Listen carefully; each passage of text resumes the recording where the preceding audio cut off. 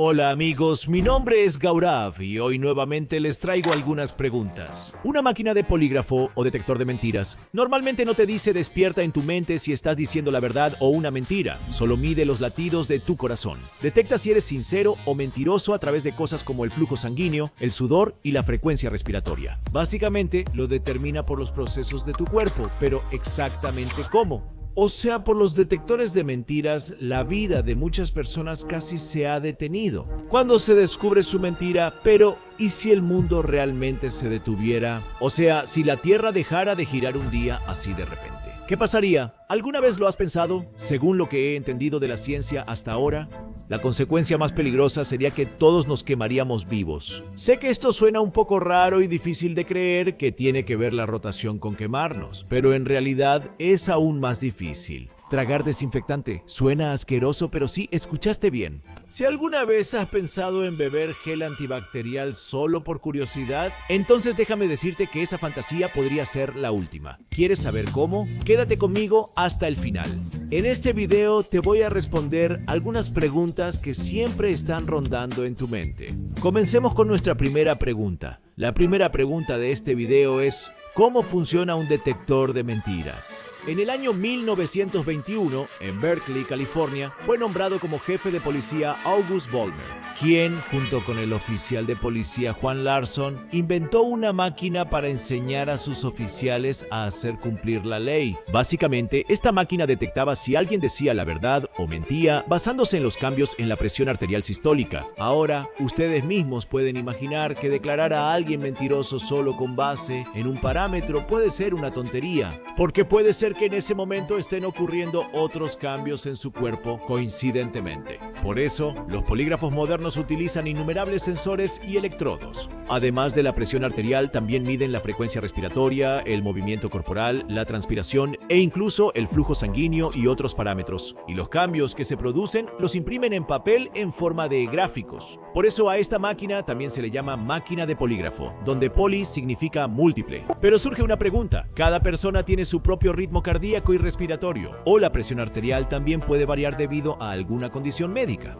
Entonces, ¿cómo se decide cuál lectura es correcta y cuál es incorrecta? Por eso, ¿por qué no? Para entender esto, vamos a analizar toda la prueba con un poco más de detalle. La prueba completa del polígrafo normalmente dura entre 2 y 3 horas y está dividida en 4 etapas: pretest, prueba de práctica, prueba principal, post-test y entrevista. El pretest dura aproximadamente 1 hora. Al sujeto se le hacen preguntas de tal manera que deje de lado las demás distracciones y se enfoque solo en esas cosas, las cuales serán preguntadas más adelante en la prueba principal. Durante la prueba de práctica, se le hacen al sujeto preguntas directas y sencillas sobre temas simples que se abordarán más adelante. Y con esta prueba, básicamente se relaja al sujeto de prueba para que, debido al estrés, no se obtengan lecturas falsas positivas. Una vez que el sujeto está completamente cómodo, entonces comienza la prueba principal, en la que se le colocan todos los sensores en el cuerpo. Sí, no es que esos sensores permanezcan puestos durante 2 o 3 horas seguidas. Se los colocan solo durante la prueba, que dura solo entre 15 y 20 minutos. Esta prueba principal se realiza en 2 rondas. La primera es la ronda de control y la segunda es durante la ronda de control.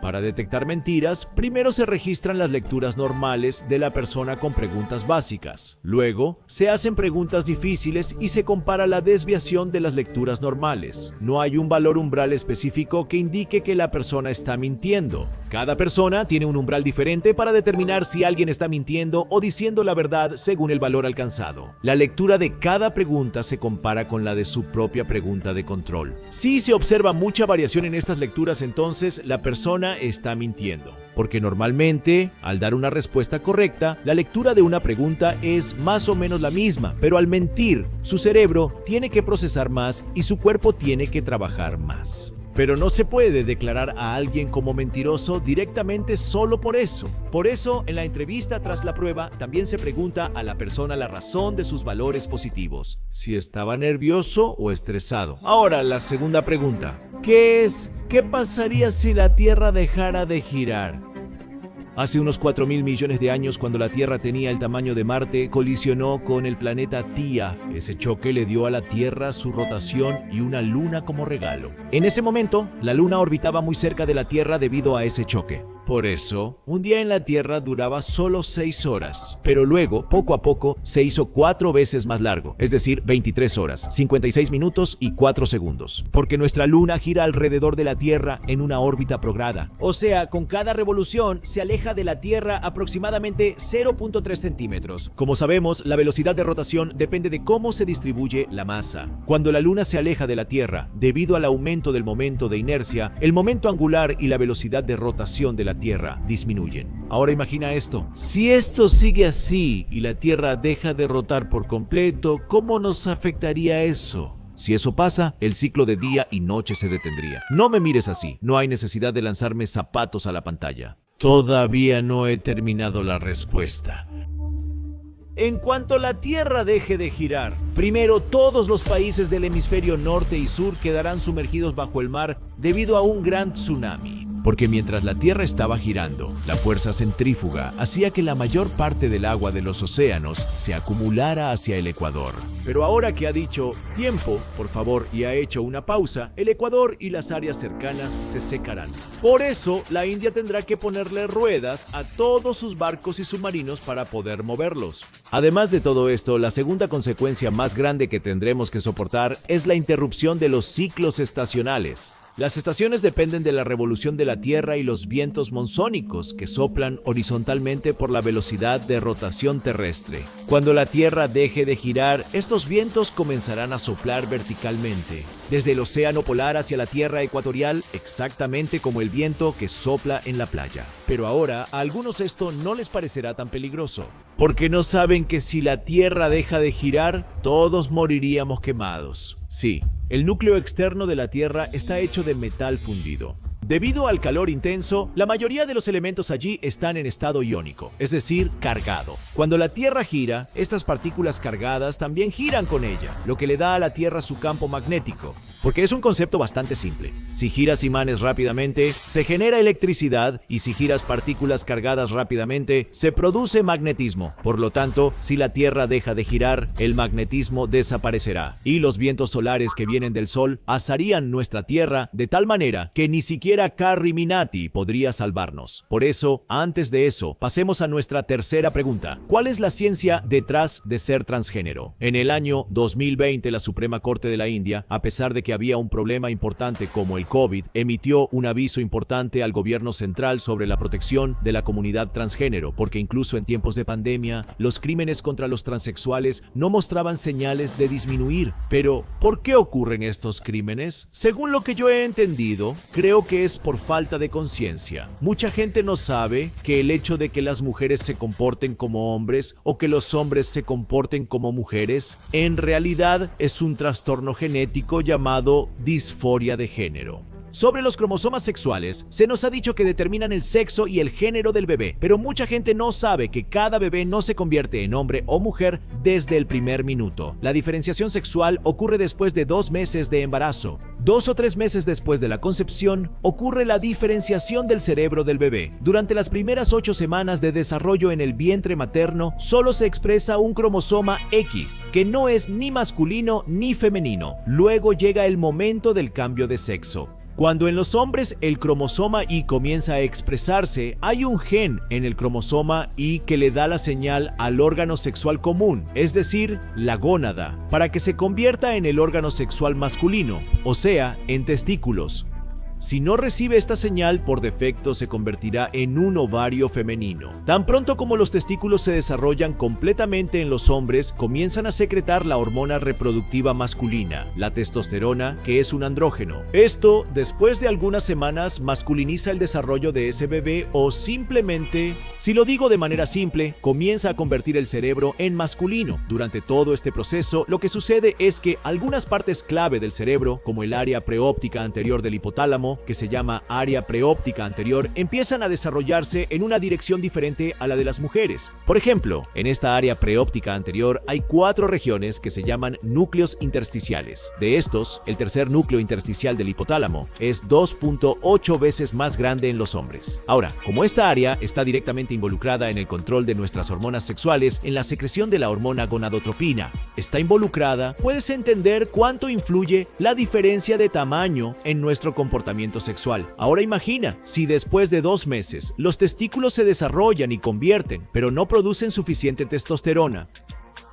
No secretó suficiente para enviar la señal al cerebro. Entonces, esa parte del cerebro, el núcleo intersticial del hipotálamo anterior 3, se quedará pequeña, como en el cerebro de una niña, y esa persona empezará a comportarse como una mujer. De igual forma, el cuerpo de la madre durante el embarazo secreta testosterona para que tenga esa fuerza. Si se secreta demasiada testosterona, también puede influir en el cerebro del bebé femenino y hacer que su núcleo intersticial del hipotálamo anterior 3 sea tan grande como el de un cerebro masculino, lo que hará que empiece a comportarse como un hombre. Por eso vemos a algunas chicas con comportamientos tipo tomboy. Vemos chicas así. Aquí es donde juega un papel importante la testosterona, la hormona andrógena, cuya cantidad determina si el comportamiento de un niño será más masculino o más femenino. Todavía falta mucha investigación extensa sobre esto, pero amigos, en esto también entran los transexuales, gays o lesbianas. Ellos no tienen culpa, son únicos. La sociedad debe reflexionar y tratar de entender a cada persona a un nivel más profundo, sin juzgar superficialmente ni excluir a nadie. Eso es tener una mentalidad cerrada. Ese es el punto 4 de hoy.